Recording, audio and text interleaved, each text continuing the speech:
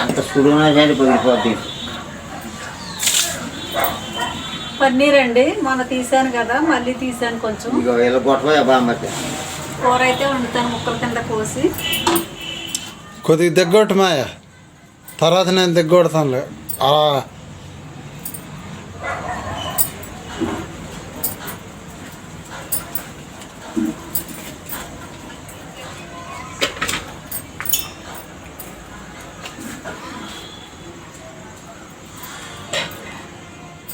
లావుగా ఉన్నట్టున్నాయి ముక్కలు.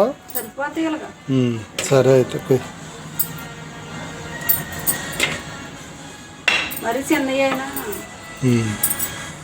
సరే అయితే అల్లం వెల్లుల్లి పేస్ట్ ఆడతాను పన్నీర్ కూర.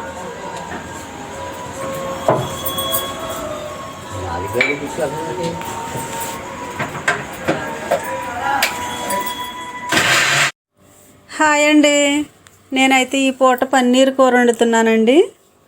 నేనైతే ముక్కలు కోసి పక్కన పెట్టుకున్నాను. నేను ఇంట్లోనే చేసుకున్నానండి పన్నీరు. బటర్ మిల్క్ అయితే వేసాను, చిటికెడు పసుపు, 1/4 టీ స్పూన్ కారం, 1/4 టీ స్పూన్ సాల్ట్.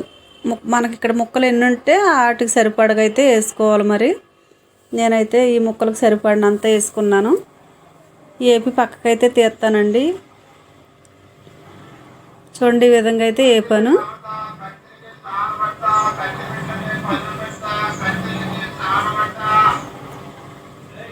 మళ్ళీ ఇందులోనే కొద్దిగా నూనె,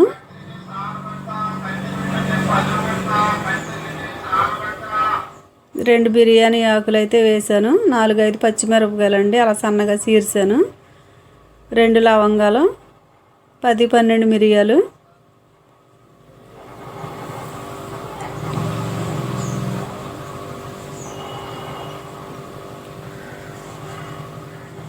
అల్లము వెల్లుల్లి ఉల్లిపాయ పేస్ట్ అండి. ఇది పచ్చివాసన పోయేదాకా ఇలా వేపుతాను.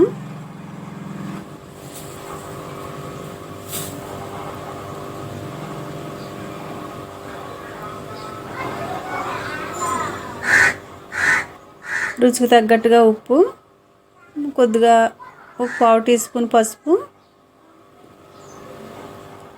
2 టేబుల్ స్పూన్ల కారం అయితే వేసుకున్నాను.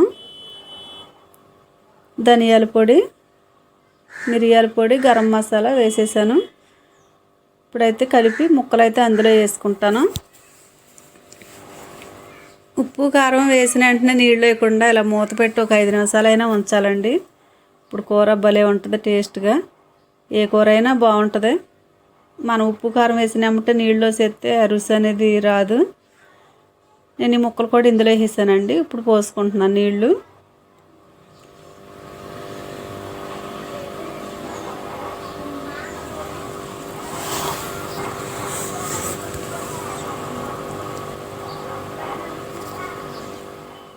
చూడండి, మూత అయితే పెట్టి మరి కొంచెం సేపు అలా అయితే ఉడకనిచ్చాను.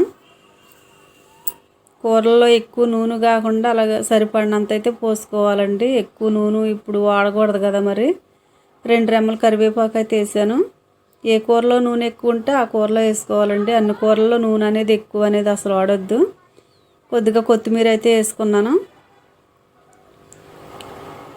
మూత పెట్టి ఒక 2-3 నిమిషాలు అయితే ఉంచుతానండి. నచ్చిందా ఫ్రెండ్స్ పన్నీర్ కూర? నచ్చితే మీరు కూడా తప్పకుండా ఇలా వండుకోండి. సరేనండి, బాయ్.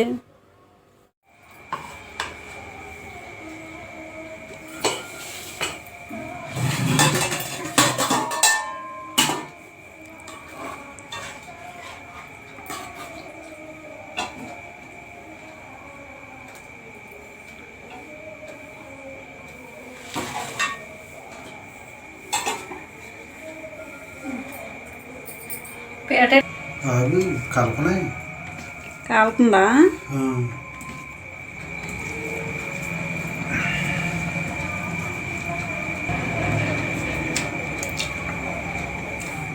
పన్నీర్ కూర భలే ఉండాలి.